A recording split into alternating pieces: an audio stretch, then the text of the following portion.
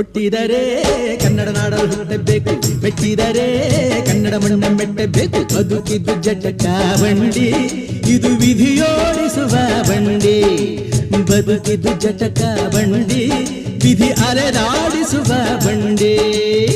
ಹುಟ್ಟಿದರೆ ಕನ್ನಡ ನಾಡಲು ಹುಟ್ಟಬೇಕು, ಮೆಟ್ಟಿದರೆ ಕನ್ನಡ ಮಣ್ಣ ಮೆಟ್ಟಬೇಕು.